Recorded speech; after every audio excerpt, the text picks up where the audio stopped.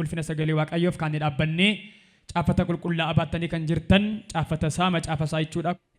Ibroota boqonnaa 10 lakkoofsa 23-24 akkuma kanaa Ibroota boqonnaa 11 wal duukaa dubbifannaa. Kutaa kan lamaan wal duukaa dubbifannee booddee kadhannee barachuutti jalqabna. Ibroota boqonnaa 10 lakkoofsa 23 akkuma kanaa Ibroota boqonnaa 11 lamaansaa akka nama dubbadheetti wal duukaa dubbifna. Amma garuu Ibroota 10:23 akkas jedhanan dubbisa maqaa Yesuusiin.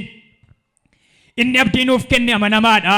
Kanaafis kottaa abdii keenya beeksifachuutti jabaannee hin qabamna. Jaalala agarsiisuudhaaf waan gaarii hojjechuudhaafis kottaa tuttuqnee yaada walii keenyaa hin kaafna. Akka jara tokkotti amala ta'e nuyi walitti qabamuu keenya hin dhiifnu. Guyyaa gooftaan dhiyaachaa akka adeemu hin argitu. Kanaaf ittuma caalchifnee walin jajjabeessinaayidha. Ameen. 11 immoo baafadhaatii kutaan kun lamaan wal gargaara waan ta'eedhaaf dubbii keenya guyyaadhaaf Ibroota 11 akkas jedha.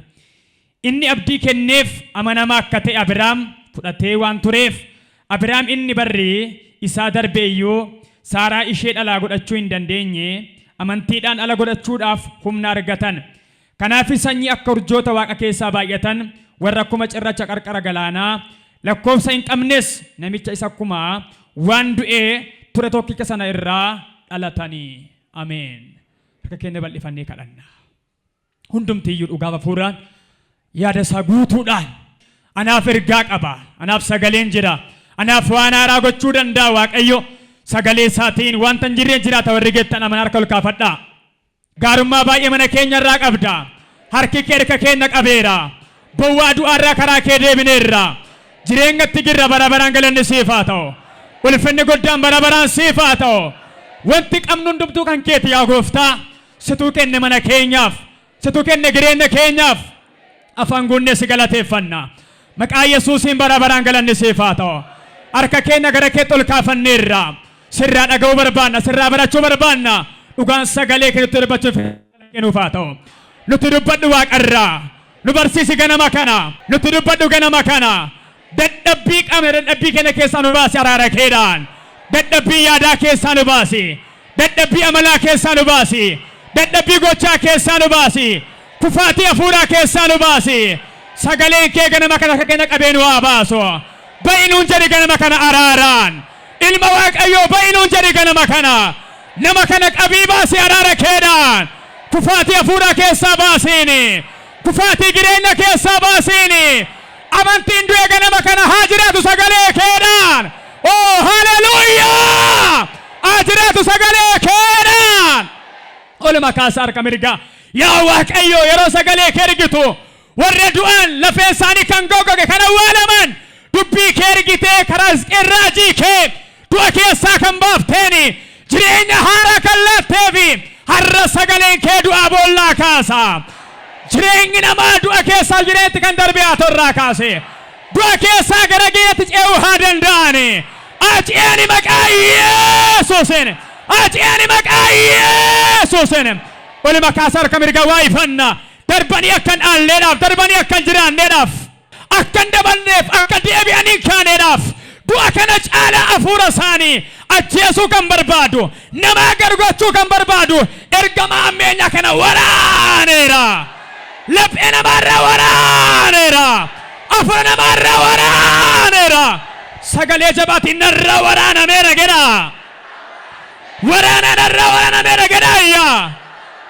Oluma kaasaa harka mirgaa amala amantoota amala galga'oota amala qulqulloota xuraa'ummaadhaan mancaasee amanaa baay'ee dadhabaa kan godhe agalgaa'ii baay'ee kufaa kan godhe afurri ergaa baadhumaa kana guyyaadhaa kana gubaa'ee walakkaa galee kan jiru omna sagalee keetiin waraaneera.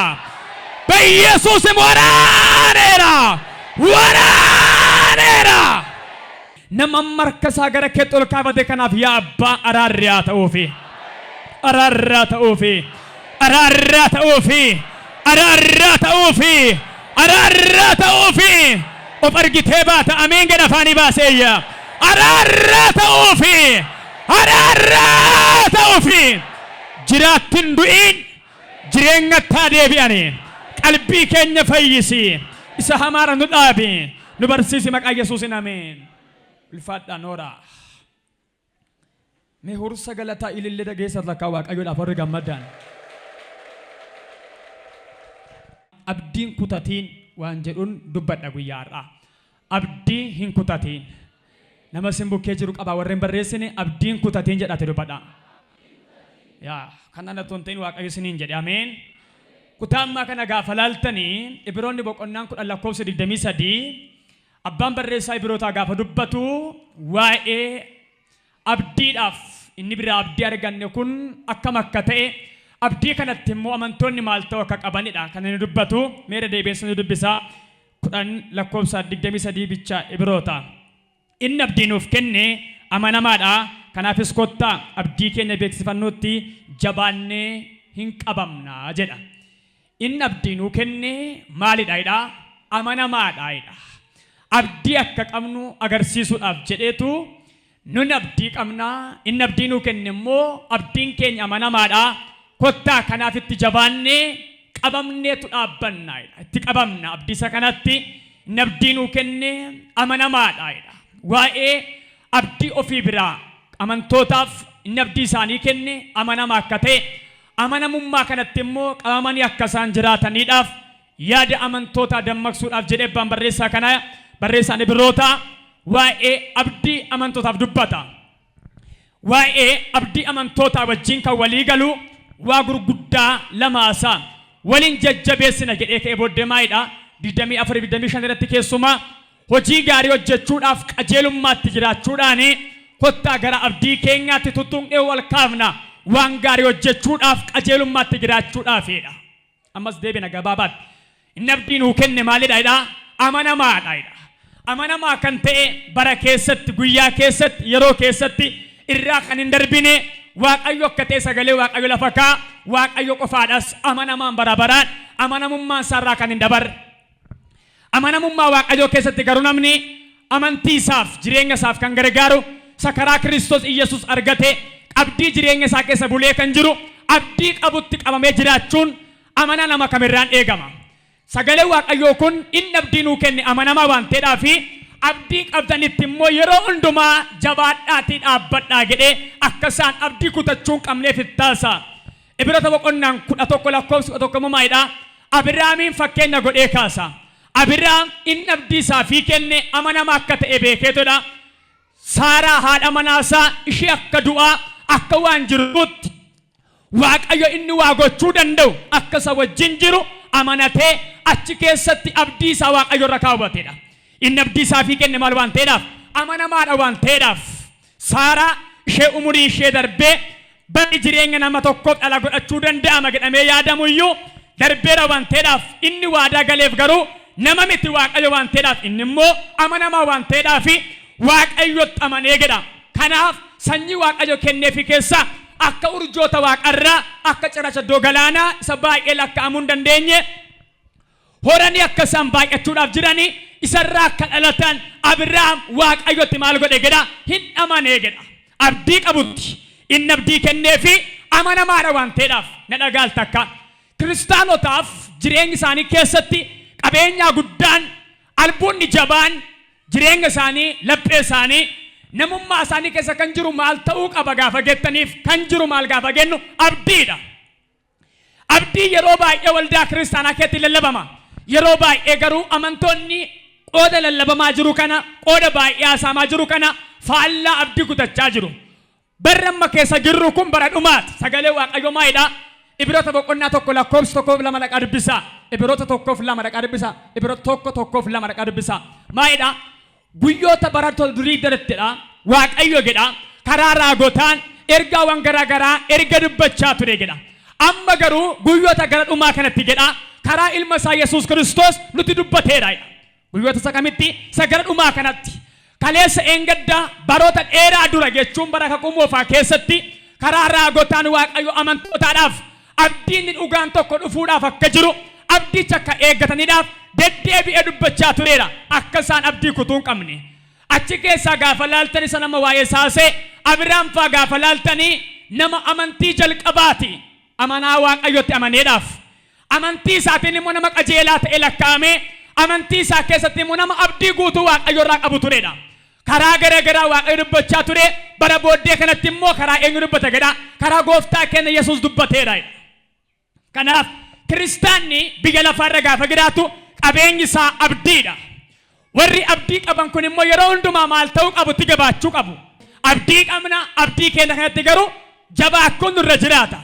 Qabiyyee guyyaa har'aa keessatti jireenyi namoota baay'ee si'anaa lallabni waldaa kiristaanaa abdii qabdaa hin dabarta hin ceeta hin mo'atta waaqayyo si wajjin jiraadha. 99 tajaajilli waldaa kiristaanaa keessa yeroo ammaa kana abdii dubbatama. Garuu wanti dhaga'amu wanti argamu jireenya amantootaarraas alaas wanta abdii namaa laatoon ta'in wanta abdii namaa laannidha. Inni isa kamidha gaafa jettanii wanta akka foonitti gaafa yaadamu waan abdii namaa laatu miti. Waan abdii nama kutudha. Waan amilee namaa laannedha. Waan keessaa obballeessi namaan gadudha. Biyya lafaa kana irratti garuu abdii namoonni karaa gurguddaa lamaan ibsatu. Namoonni biyya lafaa kana irratti na dhagaa siniyyuu aniyyuu karaa lamaan ibsatu. Ollaa keessatti dirree barnootaatti dirree tajaajilaatti iddoo nagadaatti iddoo wangaragaatti namoonni abdii qabdaa ooyoo jettan eeyyee garuu abdii isaanii garuu karaa gurguddaa lamaan haasa'u. Tokko abdiin isaan haasa'an namoota irraa abdii akkamii gaafa jettan abdii ijaan argamu. Abdii jedhanii haasa'u.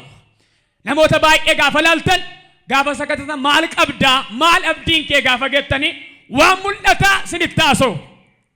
Fakkeenyaaf mana sinitti haasa'u gamoo sinitti haasa'u makiinaa sinitti haasa'u fira isaanii biyya bakkee jiru haasa'u miindaa isaanii haasa'u kapitaala buukii irraa qaban haasa'u. Inni kun sagalee waaqayyoo keessaaf amanaa dhugaa biratti abdiidha yoo jenne abdii miti. Abdii miti. Sagalee waaqayyooti jedha waan ta'eedhaaf. Dhugumas immoo wanti ijaan argamu abdii miti. Wanti ijaan argamu kamiyyuu maal gaafa jettan uumama malee uumaa miti. Uumama addunyaa kanaa gaafa laaltan wanti nama dhiiseen godaanne hin jiru. Akka namaatti gaafa laaltanii barri kun bara gadheedha. Otoo abbaan taa'uu ilma xawwaalamaa jira. Otoo haati teessu inta xawwaalamaa jira. Sidaa seerri uumamaa fi akka namaattis nama gammachiisu ilmi boo'ee abbaa yoo awwaale intalli boosiyaadha yoo awwaalte dulloomee ga'ee raagee akaakilee arge yoo du'e gaarii ture. Namoonni baay'een garuu abdii godhatanii eeggachaa kan jiran karaa dhala koo karaa qabeenya koo naa bari'a kan jedhan namoota baay'ee harkatarra abdii kan fakkaatu baay'eensaa dhumaa jira. Maaliif gaafa jettan wanti ijaan argamu abdii miti waan ta'eedhaaf. Lammaffaa namoonni abdii godhanii kanaasaa maayinni wanta ijaan hin argamnedha. Inni kun kiristaanota biratti argama. Kiristaanota dhugaa biratti. Wanti ijaan argamu nama tokko biratti abdiidha. Ni lammaffaa wanta ijaan hin argamnedha. Caaffata qulqullaa keessa ragaan qaba yaaddayina. Rooma boqonnaa 8 lakkoofsi 24 maayidha. Nuyi abdiidhaan fayyine jedha. Nuyi maaliin fayyine? Dubbadhana wajjin maaliin fayyine? Abdiidhaan fayyine. Abdiin ijaan argamu immoo abdii mitiidha. Namni gara wanta ijaan argamuun abdataa'edha. Gara wanta ijaan hin argamne yoo abdanne garuu obsaan hin eeggannaa'edha. Abdiidhaan fayyine. Abdiin ijaan argamu immoo abdii miti. Namni gara wanta ijaan argamuun abdataare gara wanta ijaan hin argamne yoo abdanne garuu obsaan hin eeggannaa'edha. Yeroo baay'ee qabeenya amantootaa waaqayyo ija nama foonii fulduran keenya lafa dhoksaa taa'ee jira. Doodho kanatti taa'ee jira. Abdiin kiristaanaa karaa gurguddaa sadiidhaan of ibsa. Tokko abdii raawwatame, lama abdii raawwatamaa jiru, sadii abdii raawwatamuuf jiru. Abdiin raawwatame abdii fayyina keenyaati. Karaa eenyu? Karaa Yesuus Kiristoos ilma waaqayyoo ta'uusatti amanuu keenyaan biyya lafaa dhiifnee waan garagaraa dhiifnee ilma waaqayyootti amanuu keenyaan amantiin keenya maal nuu kenneera? Fayyina nuu kenneera. Fayyineerra.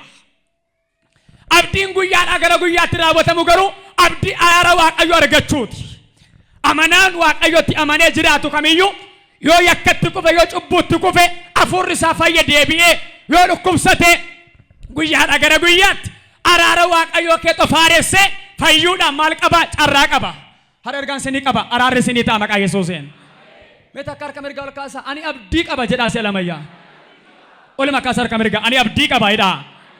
Abdiin kommoo jedhaa. Namatti mul'atu jedhaa. natti garuu mul'ata jedha. Sittaa mul'atu maqaa Yesuusiin. Sittaa mul'atu maqaa Yesuusiin. Kanaaf abdiin kiristaanaa karaalee kana sadanii maal ta'a? Of ibsa. Abdiin dhumaa abdii isa eeggachaa jirrudha. Isa amma ija namaatti mul'annedha.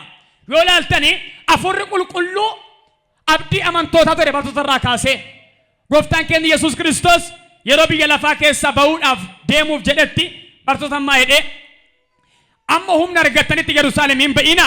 Gaafa humna argattan garuu Yerusaalemii, Yuudaa, Samaariyaa amma dara lamaatti dhugaa baatuu koo taatu jedhe. Amma dara lafaa guutummaatti abdii Hafuura Qulqulluu eeggachaa turan. Guyyaa 50ffaan gaafa ga'u garuu Gooftaan keenya ol butame abdii isaaniif galee raawwateef isaanis abdii akka fudhatanii maal ta'an jiraachuu eegalan. Wanti abdii nama kutu biyya lafaa kana irratti baay'eedha yeroo ammaa kana. Nagadaa iddoo nagadutti, barataa iddoo baratutti, tajaajilaa iddoo tajaajilutti, hojii kam laa'inii kam irratti nama baay'ee gaafa laaltan qooda humna isinitti godhu, qooda jabaadhu isiniin jedhu wanti baay'eensaa akka muka rirmi nyaatee namni baay'een horsossaa'ee dhumaa jira. Dhaabiitti cabaa jira, dhaabiitti dhumaa jira. Kiristaanni kana keessatti dhaabatee abdii isa dhugaa hin beeku yoo ta'e amanaan laga ce'uutti fufuu hin danda'u. Har'a waan siin jedha. Namoonni lamaatu biyya lafaa kanarratti waliin falmaa jira. Tokko sana maasee waan mul'atutu qabeenya kooti abdii kooti jedhee haasaa jira. Kiristaanni dhugaan galeef immoo qabeenya sin qabu qabaachuus danda'a isarra yaadisaan jiru. Maagakkaa jirare abdiin koo ija namaatti ifaan jiru. Ani garuu abdii qabaayidha. Warra abdii qabdan harka mirga ol kaasa ani abdii qaba jedhaayyaa. Dhagaa. Seexanni har'a yaada namootaa qalbii amantootaa waan hin mul'anne irraa kaasee waan mul'atu irra kaayee jira. Elama san deebi'a. Waan hin mul'anne jechuun maal jechuudha? Abdiin amantootaa abdii isa mul'ataa miti. Mana miti hin barbaachisa. Gaa'ila miti hin barbaachisa. Horii miti hin barbaachisa. Garuu inni kun abdii kenna miti. Nama waan taaneedhaaf akka namaatti harka Waaqayyoo irraa hin eegganna, hin hojjenna, hin fudhanna, itti jiraanna waa Waaqayyo nuu laateen. Garuu maal kenna miti? Abdii kenna miti. Dhugaan sagalee Waaqayyoo si keessa jiraannaan abdiin keenya dhugaan eessa gara gaafa gettan ija namaatti argamaan jiru si bikkaatu argaa jira. Guyyaadha gara guyyaatti wanti mogolee keessidhaan akka ajjeestuudhaaf akka balleessituudhaaf waan baay'ee sii kennamaa oola. Hin agarree namoota baay'ee bara kana keessa jireenya isaanii ilaalanii bitaan mirga ilaalanii ikoonoomii ilaalanii maatii ilaalanii du'a balaa oolu. Eenyu harka akka ta'e beeku Gooftaan guyyaarraa akeera du'a si harkaa fuudha guyyaarraa kana. Akeera du'a si harkaa fuudha ameen gadaayyaa. Ol kaasa harka mirga ani abdii qaba jedha. Ani eenyumaaf iyyuu jedha. Abdii ta'uu hin danda'u jedha. Iyesuus anaaf jedha ayyaas. Abdii kooti jedhaayyaa. Yeroo tokko numaanuu kan danda'e Waaqayyoodha. Nuni garuu warra Waaqayyo nutti laateef yaaddoofna. Yeroo tokko warra Waaqayyo nutti laateef yaaddoofna. Yookaan dhiphanna. Fakkeenyaaf ala Waaqayyo sitti laateef, haadha mana Waaqayyo sitti laateef, abbaa mana Waaqayyo sitti laateef, ijoollee Waaqayyo sitti laateef yaaddoofta. Atillee sirriidha warra Waaqayyo sitti laateef yaaddaa jirta. Simatamti keeyyuu garuu foonii yaadne moo yaaddoo baay'ee qabdaati. Kanaaf waa amanuu qabna. Inni si danda'e Waaqayyo ala mana keessa hin dadhabu. Bara gadhee, bara gidiraa baay'ee, bara qobummaa baay'ee nu danda'e akka nu fide Waaqayyo beekna garuu dabaree guddisuurra gargaarurra yeroo geennu baay'ee yaaddoofna. Abboonni baay'een yaaddoo bara kana. Kaleessa engadda abbaa faadha isaanii garas kan gargaare Waaqayyoodha. Maatii isaanii garas kan dhaabateef Waaqayyoodha. Lafannumti iyyuu finyoo du'aa fudhatee haadhaaf gatuuf qajeelatti kan sossobee harkaa buusee jireenya kana kenneef Waaqayyoodha. Har'a garuu erga dhala godhatee erga mana godhatee erga Waaqayyo ijabanee eebba baay'ee eebbisee namoonni baay'een qooda abdii kutannaa godhachaa jiru. Aturraa haftee isarraan qabne qabaatte. Waaqayyo immoo isarra sii kenne dadhabaare si danda'e si fide ergaan si qaba. Ol kaasa harka mirgaa akkas jedha inni anaan danda'e jedha. Mana koon danda'a. Jireenya koon danda'a jedha. Nan dadhabuu jedha ayyaas. Maaliif kan hundumaa keessan galee wanti ijaan argamu maal miti? Abdii miti. Abdii miti wanti ijaan argamu kun. qabeenyi kun, horiin kun, manni kun, konkolaataan kun, bifti kun, wanti alatti mul'atu kun maal miti? Abdii miti. Mee ilaala, yoo abdii godhattan, yeroo irra kaawwattan, singalaa sigigaata. Amala Waaqayyoo keessaa gaafa laaltanii namoota jaallatu irratti Waaqayyo yeroo garagaraa ofii keessan irraa kaasaa qoraa laalaa. Sin jaallata taanaan Waaqayyo gaafasin qabeenya keessan nama kan ofii keessanii waan akkan kooti jettanii yaaddanirra gaafasin yaada keessan keessanii sin jalaadhaa Waaqayyo. Sin qunnamee beekaa? Gaafasin dhugaat qalbii keessan guutummaa abdii godhatanirra kaawwattan namuma baay'ee sin gargaaru qabeenya masin guddaatti eeggattan iddoo sin nagattanii yaadne sin jalaa godha Waaqayyo. Maaliif gaafa gettan akkati yaada kee achirra keessuun barbaadu Waaqayyo yeroo hundumaa yaadni kee qalbii kee akka sara ta'u barbaada Gooftaan. Nargine namoota baay'ee kapitaala guddaarra ga'anii ka'anii booddee isaan dha'a. Waajjira guddaa ga'anii ka'anii booddee isaan gansisa Gooftaan. Nama baay'ee kenneefii kee harkaa fuudha Gooftaan. Maaliif? Gara kam akkati ilaaltuun barbaadu Waaqayyo. Lafa kam akkati eeggattuun barbaadu Waaqayyo. Yeroo tokko hiriyoonni keessatti baay'atanii nama baay'ee sii kennee Waaqayyo. Bakka tuuta soonaan baay'ee taate gaafati zarraaf jechuu kaatu tokkoon si biraa malambala Waaqayyo. Maaliif beektaa? Achirratti of gatta waan ta'eedhaaf. Qobaa kee dhaabadhu siin jedha.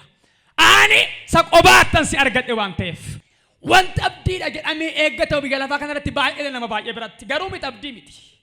Kanaaf abdii kutachiisaan kenni baay'ee yoo ta'eyyuu abdiin keenya tokkichi hin caala. Inni maqaan isaa eenyudha? Iyyesuusidha. Biyya lafaa kanarra gaafa jiran akka nuti abdii kutan, akka nuti dabarreen deemne, kan nuti Gooftaatti hin jiraan, kan mogalan dha'u baay'eedha. Isa kana keessatti maaltu barbaachisa gaafa gettan abdii keenya isa dhugaa Waaqayyoon godhachuun nurra jiraata. Na dhagaa amantoota dubbii koo eegalee namumna guddaatiin biyya lafaa kana keessatti har'a gaafa laaltan doo nagatanitti, doo baratanitti, doo eeggatanitti wanta abdii namaa kenna miti dhagaamaa kanan jiru. Wanta abdii nama laannedha. Dhiisii bayi nama jedha. Jireenya isaa dhiisi, jiraachuu isaa dhiisi, of ajjeesi, of balleessi kan namaan godhu baay'eedha. Yaadi garaa kee waan mul'ata irra taanaan ati umuriin qabdu seexanatu umurii kee gabaabsuudhaafidha. Qalbii kee yaada kee achirraa kaaftee yoo ta'es yoo ta'uu baates Waaqayyo irra keenyaan garuu lagdi kamsin nyaatuun ceeta maqaa Yesuuseen. Kanaaf wanti ijaan argamu maal miti? Abdii miti. Wanta ijaan hin argamne yoo eegganne garuu maal qabaanna? Obsa qabaanna. Obsa kan barannu immoo abboota keenya amantii irraati. Kanaaf biyya lafaa kana keessa gaafa jiraannu wanta abdii nama kutu baay'eedha. Na dhagaa abdii kutaa kan jirtan duubatti deebi'uudhaaf yeroo tokko namoonni qabeenyaa Waaqayyoo madaalchisuu barbaadu. Horii argataniin hin agarree guyyaa tokko Abrahaam Waaqayyo akka dhala kennuuf abdateen siniin jedhe nabdii kenneef immoo amanamaa akka ta'e beeka ture. Bara eege waggaa dheeraa booddee Waaqayyo kenneefitu erga kenneefi kee booddee ala waggaa 25 guutuu eegee Waaqayyo harkaa fudhate Waaqayyo maadha guyyaa tokko deebisii naa kenni. Kenneefi kee booddee naa kenni.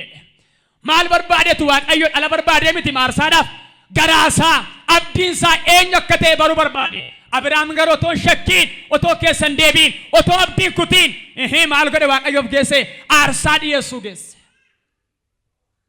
Caaffannu maal gaafa dubbatu Abrahaam jedha warra du'an keessa muka isaa kaafateedha. Maal waan ta'eedhaaf amantiidhaan aarsaa dhiyeesseera waan ta'eedhaaf. Mucaan isaa Yisihaaq warra du'an keessa galee ture akka yaada Abrahaamitti maal godheera Abrahaam yaadaan ajjeeseera qaleera waan ta'eedhaaf. Waaqayyotu dhiisi jedhe malee Abrahaam aarsaa dhiyeessuudhaaf qaluudhaaf billaa ol kaasee ture. Yaanni Abrahaam ammayyuu Waaqayyoorra malee kennaa Waaqayyoorra hin turre. Yeroo tokko shiifti nu galaa ta'am. Qalbiin keenya, amantiin keenya, abdiin keenya shiifti nu galaa ta'am. Isa sii kennamerra, isa naa kennamerra inni nuu kenneen caala. Luqaas boqonnaa 7 lakkoobsa 18 kaasaa amma 23 dhaqaa dubbisaa. Luqaas 7:18 kaasee amma 23 gaafa laaltanii Yohaannis cuuphaatu biyya lafaarra yeroo jiraachaa ture yaada Waaqayyootiin akka inni Yesuus ilma Waaqayyoo isa dhufee furii biyya lafaaf ta'uudhaa fi karaa akka inni mijeessuudhaaf bara Isaayyaas raagichaaf raagamaa ture. Ergamaan tokko Yesuus dura biyya lafaa keessa dhufee akka inni Yesuusiif haala mijeessuudhaa fi namni Yohaannis jedhamu ka'uudhaaf akka jiru bara kaleessa eengada baaraa gotaa Waaqayyoo girbate ture. Barri yeroon isaa yeroo ga'u Yohaannis yaada Waaqayyootiin mana luba keessaa ba'ee akka inni hojii Waaqayyoo hojjetuudhaaf cuuphaa yaada garaa geeddarannaa cuupsisuudhaaf amantoota Yerusaalem jiraatan hundumaatti sagalee Waaqayyoo dubbatee hottaa yaada garaa keessanii geeddarachuudhaaf of cuupsisaa jedhetu waa'ee cuuphaadhaaf lallabaa ture. Erga lallabee ka'e booddee tajaajilee tajaajila isaa keessatti guyyaa eegee bara eegee ji'a eegee Iyesuus Kiristoos inni furii biyya lafaa ta'e harka isaatti cuuphamuu dhufe. Yesuusumti iyyuu na dhaga'aa hundi keessan gara koo. Yesuus ilma Waaqayyooti harkuma Yohaannis cuuphaa suma yaada Waaqayyootiin tajaajila eegaletti dhufee na cuubii jedheen. Naan Yohaannis akkas jedhe mitiire akkamittan si cuuphaa jedheen. Anuus harka cuumuun naa malaa. Yohaannis deddeebi'ee gaafa inni ittiin dijju Yesuus akkas jedhe lakki nan orkiin ittiyyuuti na cuube amma cuumuun naa malaa jedheen. Yohaannis Yesuusin cuube. Erga cuubee ka'e booddee furii biyya lafaa akka ta'e akkas jedhe gaaficha. Elaa inni kun jedhe hoolaa Waaqayyoo cubbuu biyya lafaa baataa jedheen. Raajii raajaam. Waa'ee eenyuuf? Waa'ee Yesuusiif Yohaannis. Yohaannis kun Iyesuus ilma Waaqayyoo akka ta'e hoolaa Waaqayyoo akka ta'e furii biyya lafaa akka ta'e dhugaa ba'aa cuuphaa cuubee laga Yordaanositti cuuphaa cuubee ka'e booddee gaggeesseen tajaajila eegale. Barri tajaajila Yohaannis cuuphaa raawwatamuu bara ga'etti gidiraa baay'een Yohaannis irra ga'e. Yohaannis isa yaada Waaqayyoodhaan dhufee gara biyya lafaa isa akeeka Waaqayyoo baatu isa Yesuusiif karaa mijeesse isa Yesuus ilma Waaqayyoo Waaqayyo isa ta'e isa cuubetu guyyaa tokko qorumsi rakkinni itti hammaatee jallootaan qabamee mana hidhaa gale. Iyesuus tajaajila eegaleera garee isaa keessatti karaa Waaqayyo barbaadeen. Yohaannis garuu utuu hojii Waaqayyo hojjetu tajaajilaa jiru mana hidhaa gale. Na dhagaal takka. Mana hidhaa nama akkamii gala beektu? Nama Yesuusin cuubedha. Nama abdii dubbachaa turedha. Nama waa'ee Yesuus bareechee dhugaa ba'edha.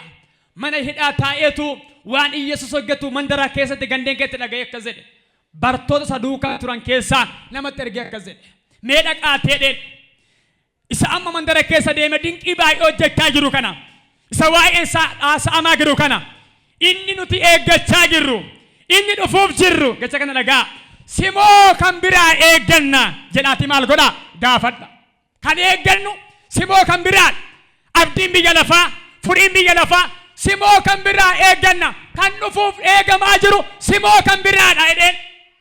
Maal ta'e Yohaannis kaleessoo ilma Waaqayyooti jedhe miti cubbuu biyya lafaa baata hoolaa Waaqayyooti jedhe yaa misiraachoo gammadaa furiin biyya lafaa dhufeera jedhe misiraachoo himaa jira. Har'ammoo deebi'ee maayidha manadhaa taa'ee simoo kan biraa eegganna.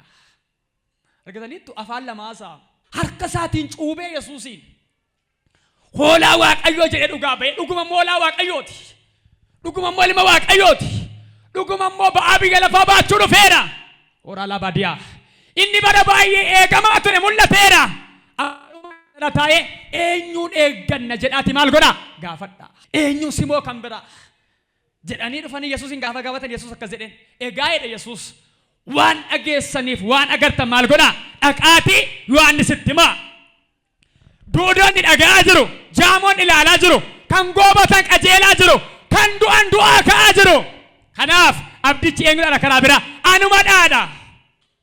Argitanii nama guddaa nama jabaa Yohaannis walii wallaale. Al takka takkaame haalli kee walii si wallaalchisa.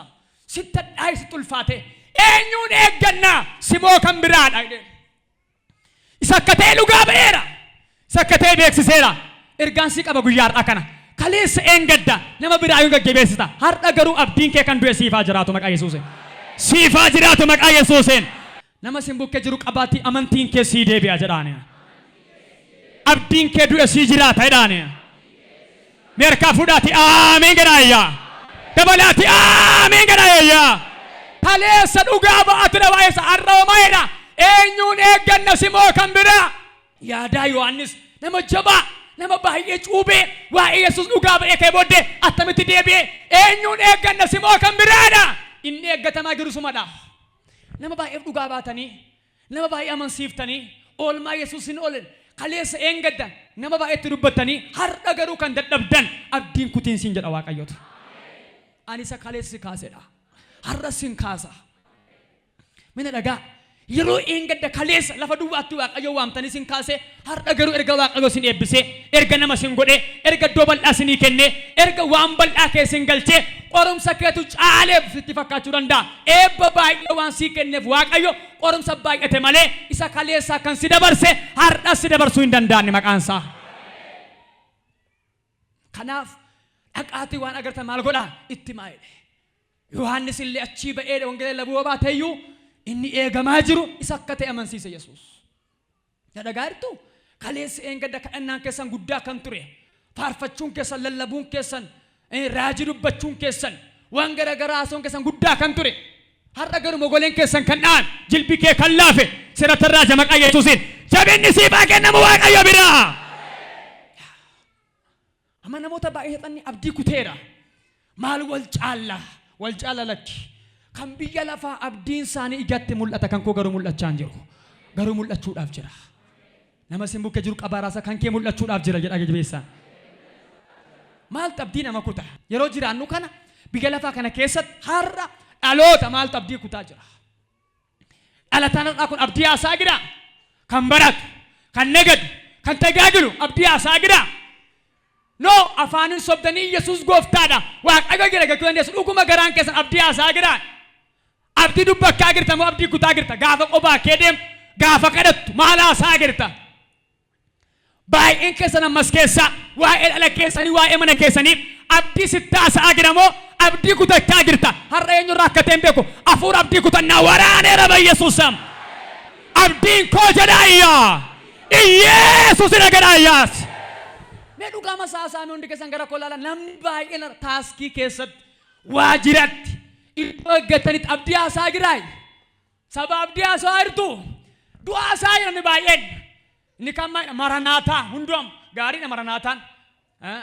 Gooftaan dhufu garuu lapheen keenyi amantii waan dhabeef malee maranaata isa dhugaadha. Amanaa dhugaan maayidha. Maranaataan samaayinni koottuun samaayinni biyya lafaa qooda koo miti. Ani ga'een qabus keessaa kan koo dhufaa jira. Kan koo mirgabbaa jira. Kan koo mul'achuudhaaf jira. Afurri kun siyaadhaa guyyaa irraa qabee dhiigalichaa. Namni baay'een horsoo saayira keessaan jiru. Sammuun namoota baay'ee akka dibbeetti iyyaa jiratti iyya. Humna maqaa Yesuusiin. Har'a siin gara dhugaa wanta dhageesse. Kana booddee akka dhagaa ulfaattee deemtaati. As qabe harka mirgaa siin eebbisan. Dhiiga olichaan. Miilli kee kana booddee akka baalaan salphatu. Akka dhagaa ulfaate maqaa Yesuusin. Wanta abdii nama kutumaayin ni tokkoffaan. Jireenya namaa keessatti wanta abdii nama kutachiisu keessaa inni jalqaba jireenya foonii yookaan fooniidha. Jireenya foonii. Yookaan achi fooniin nama taane waan jirruuf jireenya foon keenya barbaachisu abdii nama kutu. Har dhaloota kana abdii kutaa kan jiru. Amantoota abdii dhugaa qabnu namni nuu kennamu amanamaas ta'e. Isarra yaada keenya akka hin kaawwanne qalbii keenya akka hin kaawwanne amantii keenya akka hin eegganneedhaaf abdii kan nu muru maalidha gaafa jettan jireenya fooniiti. Jireenya foonii. Namoonni jireenya keessan keessatti abdiin isin keessaan duune isin milkaa'uudha barandumaa. Namni yoom milkaa'a yoomis kufa gaafa jettanii gaafa lapheesaa keessaa abdiin du'e yookaan achi immoo gaafa abdiin jiraatedha. Gaafa abdiin si keessa jiru milkaa'uu dandeessa. Gaafa abdiin si keessa hin jirre galootu milkaa'insa dhabuu keeti. Namni yoom kufa gaafa jettan gaafa mana barumsaa dhaqee miti. Yaadattiin dhaqedha. Abdiittiin dhaqedha. Waltajjii tajaajilaadhaan waan kamuu hojjedhu waan xinnoo waan guddaa. Milkaa'uun kee dhiisuun kee reeshoon ittiin ilaalamu ittiin manaa baatedha. Yaadattiin manaa baatedha. Abdiidhaan manaa baate moo abdiidhaan manaa baate. Jireenyi foonii jireenya namaa keessatti maal fida? Abdii kutannaa fida. Gaafa laaltan sagalee waaqayyo keessaati. Qorontos lammaffaa boqonnaa 4 lakkoofsa 7-8. Meen albisimee kutaa kana barsiisa. Lammaffaa Qorontos 4:7 kaasee amma 12tti. Waan guddaa tokko argitu. Jireenya keenya keessatti nu bichaatti abboon amantii baay'ee rakkataa turan. Na dhagaa.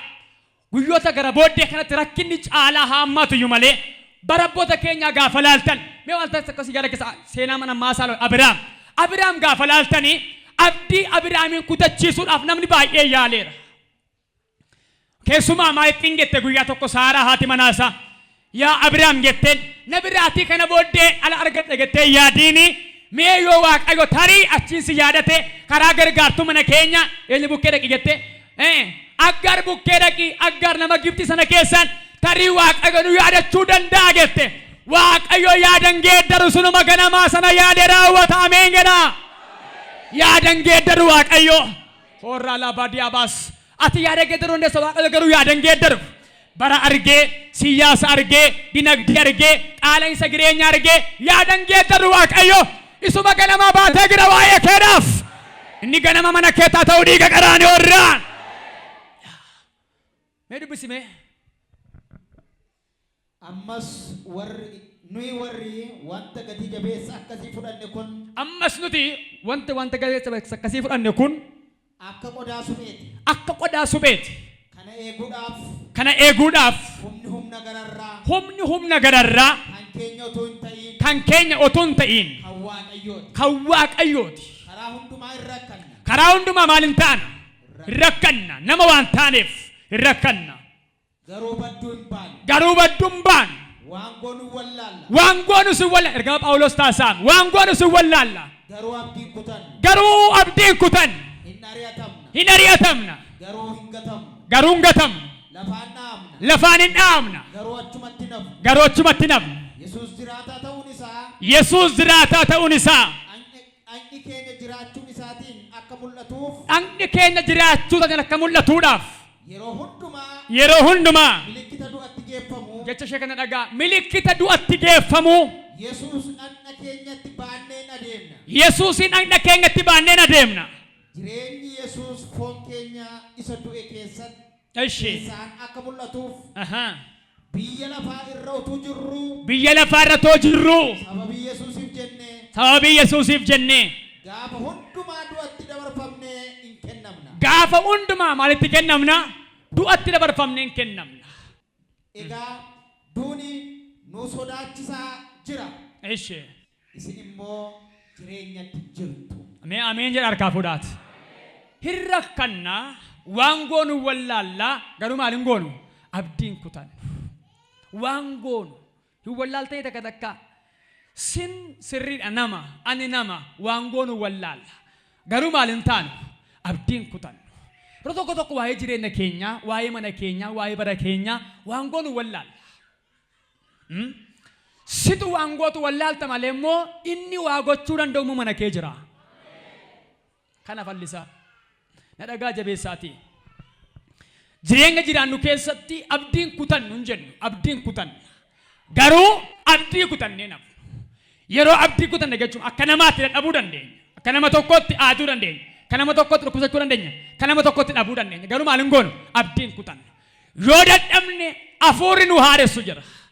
Yoo kumne irreen nu kaasu jira. Nama tokko farra furri kun lafa dhaarratti. Jireenya keenya keessatti guyyaadhaa gara guyyaatti namni waan ittiin dadhabu baay'ee qabaachuu danda'a. Yaaddanii, akeektanii, fiigdanii, hojjettanii dadhabuu dandeessu. Ergamaa Phaawulos garuu maalidha? Yeroo kana hundumaa keessatti abdiin kutannuudha. Waan goonu wallaalla sirriidha. Hin rakkanna sirriidha. Garuu badduu hin baanu. Hin kumne lafaan hin dhaamna. Garuu gatamnee hin hafnu. Ka'uun siifaa ta'u maqaa Yesuusiin. Tokko tokko kiristaanni hin qoramuun jedhina. Hin qorama. Hin qoramna. Yeroodhaaf hin rakkanna. Garuu maal hin taane? Bannee namnu kumnee nafnu. Yoo qorumsaa inni kan keenya addadha. Yoo du'atti geeffamu inni kan keenya addadha. Maaliif waaqayyoo rakkinoon akka baay'atan godha jettanii gaafa yaaddan an akka yaada kootti akkati yeroo hundumaa gara waaqayyo yaadduufidha. Asiin si tuqu yeroo aaddu fannoo yaadda. Asiin si tuqu yeroo aaddu gara fannoo yaadda. Asiin sitti bu'u gaafa aaddu gaafa waan gara gaaratu fannoo yaadda. Fannoo gaafa yaaddu abdii akka qabdu dhugaa sii baa keessi kee. As qabaa harka bitaa mirga waa kan hin baanne. Maqaa gooftaa Yesuusin abdiin kee du'e siifaa jiraatu irraa kaase. Siifaa jiraatu irraa kaase. Siifaa jiraatu irraa kaase. Siifaa jiraatu irraa qabee dhiigolichaan. Amma gaafa abdiin kutu biyya lafaa tokko tokko isuma inni qabu akka waan hin qabne godha. Tokko tokko waan inni hin qabne lakkoofsisee iyyii maraadhu ittiin jedha. Na dhaga'i. Har'a dhabde malee bor garuu dachaa qabaattaati. Utuu waaqayyo si dhiisa ta'e guyyaa kaleessa utuu akkarraa abbaa gettee waaqayyo waammachuun bariin ture. Nama baay'ee farra garuu nooraan isaa hin ariifama. nooraan ce'umsa kee hin aareeffama guyyaa har'aa kana. Jireenya keenya keessatti rakkachuu dandeenya. Gidiraan dhufuu danda'a, muddaan dhufuu danda'a. Hin agarree mootota isa duraa boqonnaa 19 lakkoofsa 1 qabdanii gaafa dubbiftan. Eeliyaas nama Waaqayyotti hojii gurguddaa hojjechaa ture. Raajii Waaqayyo guddaa godhee biyyaaf kaa'e Israa'eliif ormootaaf kaase. Nama biyya irratti yoo barbaade bantii Waaqaa yoo barbaade immoo bantii Waaqaa nama banu. Nama Waaqayyo arraba isaa dibee nama aaboo irra kaa'e. Raagota sobduu baay'ee fixee ka'ee booddee guyyaa tokko dubartii tokkittii bichaaf jedhee abdii kute. Raagota Ba'aal fi raagota Asheer 450 850 walumatti ajjeesee fixee gaara Qarmeliyoos irratti maal jette ati mana Ahaab Elzaabel akkuma raagota Waaqayyoo fitte yaa Eeliyaas anis boris maasin godha si ajjeesa yoon si ajjeesuu baadhe Waaqayyoon na ajjeesan jette. Nama Waaqayyoo ko yoo abidda buusi jedhee kadhate nama abiddaan dhufuufidhaam Waaqayyo. Mee yaada. Rakkinni eenyumarra tureera. Gidiraan eenyumarra tureera. Garuu waan dhugaa siiba. Eenyuttiin hin banne warri kan Waaqayyo mo'ataniiru. Eeliyaas nama abidda waamu. Abiddaa mul'ataaf. Nama waan barbaade gochuu danda'u. Maayid gaafa kan akkas jettu yaa Waaqayyo jedhe ana abboota koorra wayyuuti maal godhe na ajjeesi na fudhadhu. Tik kolfanatti fakkaata Waaqayyo gaafa yaadu. Tik jedhee waa itti kolfanatti fakkaata. Raagota sobduu 850 baarra kee fixee ka'ee booddee maayidha. Nam tokkittiidha. Ishuma qallaba silaa raagotuma ishee fixee ka'ee booddee namamma kana fixee nam tokkittiif yaadda. Ni Waaqayyo jaramma kana akka fixu godhe dubartii kana ajjeesi yoo jedhe tootti immoo ajjeesuu danda'amu Waaqayyo. Garuu si aggaatama too deemtu abdii kutannaan. Jira daandii keerra al takka tosiin dhifiin daqiiqaa ta'eef yeroo murtaa'e tokkoof digingirsitti jedha. Garuun sodaatiin hin dabarsa maqaa Yesuusin. Takka yaadanii beektanii libsuu ijaa gidduutti baay'ee bakka biyya kanaa siin jedha. Asatti qajeeluu faa yaadda bara. Too paaspoortiin qabaatiin doonii faa yaadda. Ameen jedha. Inni faam takka. Ammuma takka inni faam. Bakka biyya kana gadhiisa hundaan Itoophiyaa kana gadhiisa kan jala lakkoofsan qabu. Waaqayyo maayidha paaspoortiin qabdu mucaa koo siin jedha. Ameen jedha. Nama sin bukkee jiru qabaatee yoo hammaate yoo hin bari'an sodaateen jedhatti dubbadha. Takka confused nama godha dhufeetu. Digingir sitti jedha. Tu nama baay'ee fi kalaattu, tu nama baay'ee gorsitu, tu nama baay'ee karaa agarsiistu sitti ulfaachuu danda'a. Waaqayyo waan itti kolfanatti fakkaata Eeliyaas dhufee maal ittiin jedhe gaafa inni qajeelee ba'uu mandara keessaa qajeelee kuufee dadhabee immoo abdii kutanaan immoo sukuffisti yeroo baay'ee hin kuufee dhedheessa galatti. Waaqayyo waaqaraa ergamaa waaqa dhufee maal ittiin jedhe doonni keessa jirtu rukutee Eeliyaas ka'ii jedhee ni mitiire nyaadhu karaa akkamii deemta karaa fagoo deemta innoo du'a yaada Waaqayyo yaada saganamaa yaadeera. Inni du'a jedhe Waaqayyo immoo jireenya. Inni du'a kana kagira Waaqayyo molfina kan biraa har'a sin eebbisa maqaa Yesuusin. Jireenya ammaa malee jireenya haaraa si badhaasee na ji'a kanaa kaase. Si badhaaseera. Yeroo abdii kuttu Waaqayyo fala qopheesseera. Eeliyaas abdii kutee du'a yaadaa jira. Waaqayyo maayid ganaa raagota sadii dibda jedheen. Eeliyaasiin Azaa'eliin iyyuuti maal goota ofii kee du'uu miti ganaa warra kake oomishtee baastaa jedhe.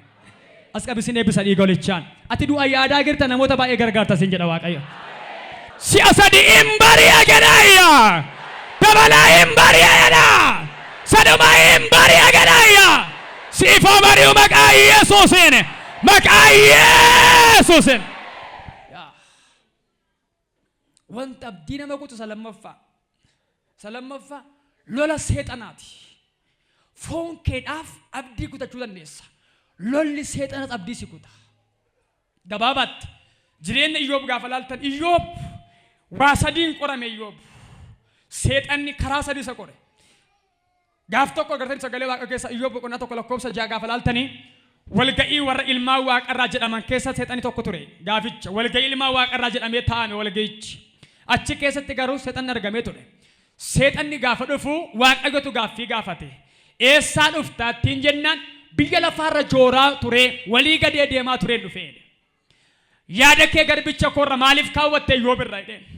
Iyyoob jedhe mitiire ati mana isaat qabeenya isaat naannessee dallaa ijaarte malee qajeelummaati miti si amanatee miti ati eegumsa waan gooteefiif si waaqayyoof jiraachaa jira kanaafidha lak ani Iyyoobin nan beeka jedhe waaqayyo argataniittu utuu waaqayyo dhugaan ba'ii fi ni seexanni maadirra kaawwateera yaadarra kaawwateera waaqayyo garuu dhugaa ba'umsa dhugaa ba'eef kanaaf yoo irraa diiggatte si ganaa jedheen waaqayyo nan beeka waan ta'eef nan ganu jedheen dabarsee harka saamaatti kenne waaqayyo lubbuu isaa akkamiin garuu waan kan saate hundumaa maal godhe jedhe rukutii qabeenya isaa jedheen seexanni argate waan ta'eef dhalaa kaasee amma horiitti utuu nan bisiin gaala harroota hunduman qabu hunduma isaa harkatti rukutee qullaa hambiseen na dhagaa waan tokko dubbachuu barbaada mee yaadaa utuu waaqayyo wajjin jirtaniiti takka takka waaqayyo jalloota hiikee isinitti gadhiisa xibaartuu hiikee isinitti gadhiisa warra moran hiikee isinitti gadhiisa maaliif gaafa gettan sin jibbee toon taane waaqayyo amma tigeessu biyyi lafaa haa beekuuf amma tigeessu jalloonni haa beekaniif silayyuu amma waaqayyo ga'u eenyumtu shallaguu hin danda'u kanaaf dandeettii isaa humna isaa waaqayyo karaa kee biyya lafaatti agarsiisu barbaada yaamee ameen jedha afaani baasa dalagaartu hamma waaqayyo ga'u eenyumtu beekuu danda'a hin danda'u kanaaf hore hamma tigeessu mucaa waaqayyo hamma tigeessu namni waaqayyo biyyi lafaaf jalloonni haa beekanii maal godha warra xibaartuu sumarratti gadhiisa waaqayyo warra moran warra maqaa nama balleessan warra waan garaa godha sittii kee gadhiisa waaqayyo beeka si ilaala ka beeka waaqayyo eenyummaa kee ati gaaficha maayitti akka Iyyoob gaaficha Iyyoob maayidha boqonnaa 3 keessatti baqqaa jedhe mitiire gaafa ilmi dhiiraa dhalate maal ta'a jedhe otoo bishaan ta'e dhangala'eera ta'e of abaarutti kee itti ulfaate waan ta'eedhaaf waaqayyoon ganaa jira miti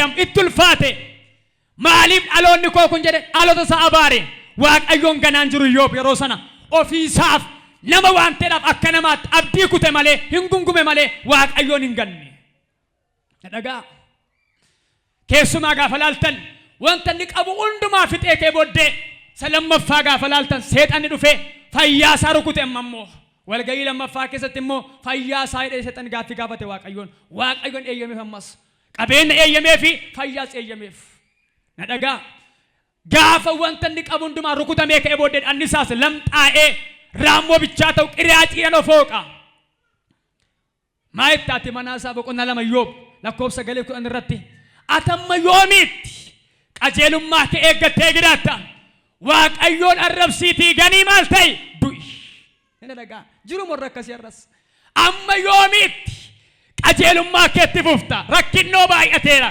gidiraan baay'ateera inni dhagaa isa too baachaa jira raammoo kana maal ishee dhibe me'am yaa ta'u ijoollee wal duukaa dhabaniif qabeenya wal duukaa dhaban raammicha kan baatu isaa qiraaciin kan oqoo isaa ishee maal xiyyisiisa takka warri mi'aa waaqayyoon beekne warri maalummaa waaqayyoon beekne warri abdii isaanii hin beekne abdii isin kutuu barbaadu dhagaa paasterii ta'anii raagii ta'anii luba waldaa ta'anii amanaa durii fakkaatanii warri abdiin keessaan hin jirre amanaa abdii qabu abdii dhabuu barbaadu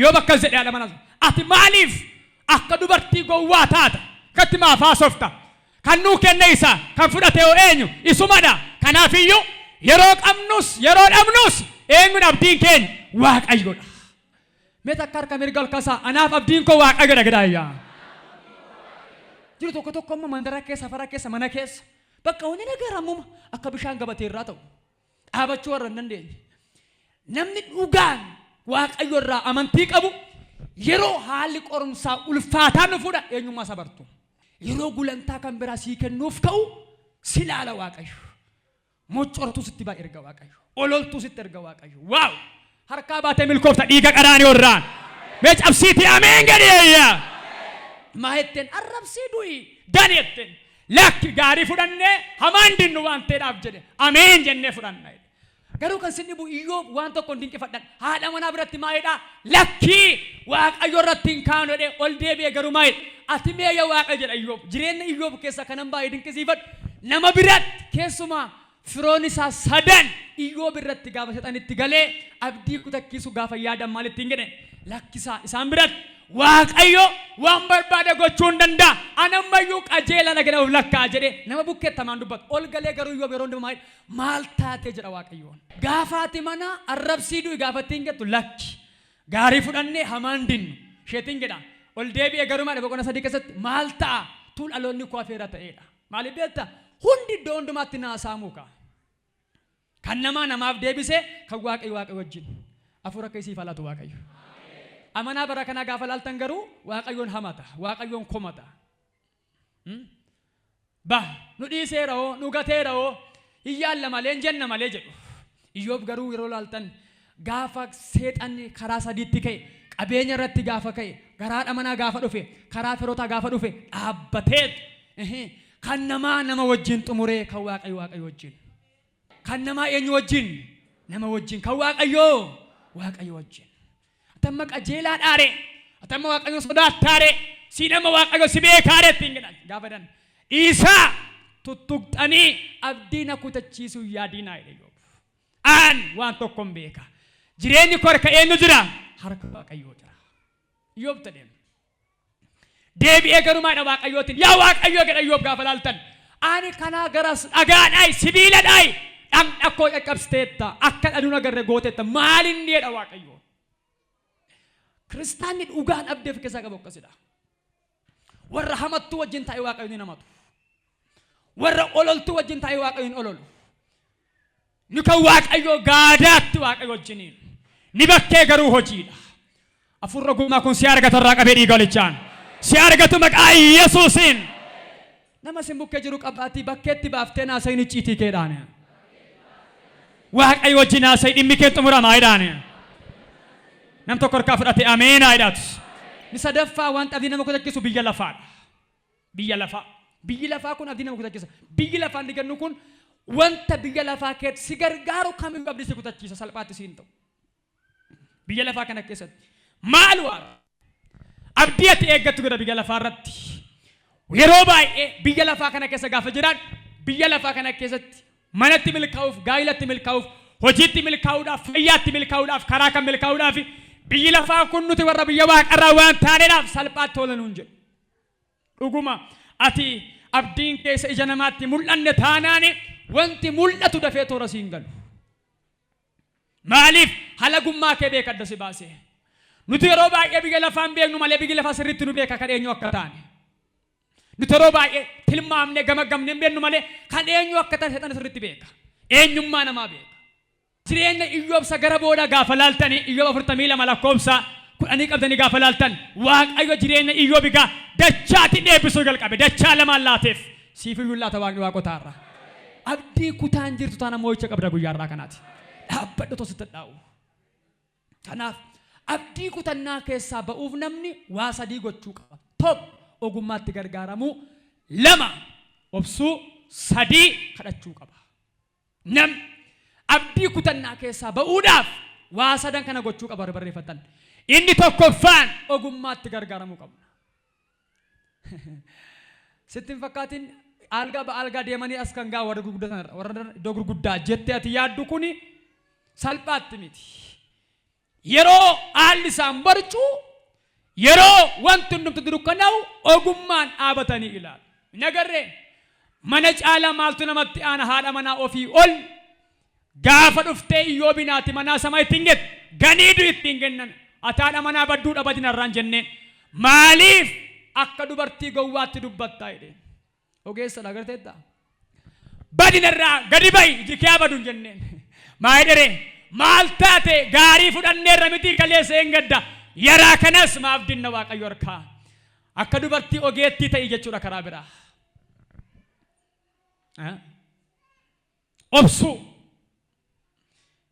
ba'uuf abdii kutannaa kee ammaa keessa obsi ogummaatti gargaarami lammaffaa obsi caafata qulqullaa keessaa kutaa kana dubbifta ergaa Yaaqoob 5 lakkoofsa 10 kaasina dubbisi obsa qabeeyyi yoo ta'e abboota amantii irraa ilaalaa caafata gedha mee Iyyoofaatiin ilaalaa gedha waaqayyo maal akka ittiin hojjete waaqayyootu nama miti waaqayyo maal akka ittiin hojjete ilaalaa yeroo isaan gidirfaman yeroo abidda bu'an yeroo manni isaanii diigamu yeroo bineensaan nyaataman otoo guyyaatti sadii kadhatu Daani'el yeroo maqaan isaa hadheeffamu guyyaatti sadii kadhatamu Waaqayyoon garuu maqaan isaa maayidhama hadheeffamaa jira.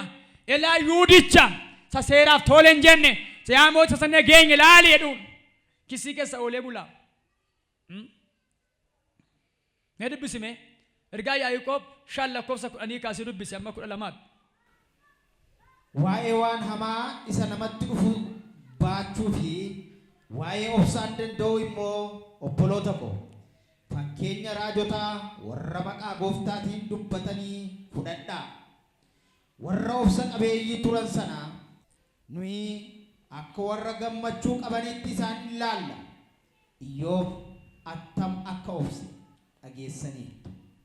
Wanta gooftaan ittiin raawwates argitaniitu. Kunis gooftichi gara laafessa owa qabeessa ta'uu isaa in agarsiisa. Caalaadhumatti immoo hin kakatinaa. Yaa obboloota ko Waaqaan lafaan waan biraatiinis hin kakatinaa. Firdii jalaa akka hin buunetti wanti eeyyee jettan eeyyaa ta'u wanti waa'u jettanis waa'u haa ta'u. Ameen. Wanta hammeenyaaf yookaan achi warra obsa qabeeyyii akka isaan turan wanta maa isaanitti dhufe raagota darban mee ilaalaa wanta Waaqayyo ittiin raawwate. Amma baay'ee keenyaaf illee Waaqayyo ariifatee dirmata ariifatee deebisa. Barabboota amantii gaafa laaltan garuu Waaqayyo hamma du'aatti caal jalaa jedha. Hamma billaatiin rukutamu tarra billaan hin jiru. Billaan barichaa billaadhaan irraa garuu arrabadha. Kanaafuu maal ta'uu qabna ree obsuu qabna. Ni barichaa uleedha irra garuu uleen hin jiru. Maa inni reerra jechan taanidha. Yeroo sidhaan yeroo maqaa si balleessan obsuun sirra giraata. Maaliif? Abdii si kutachiisuudhaaf kan fiigu baay'eedha.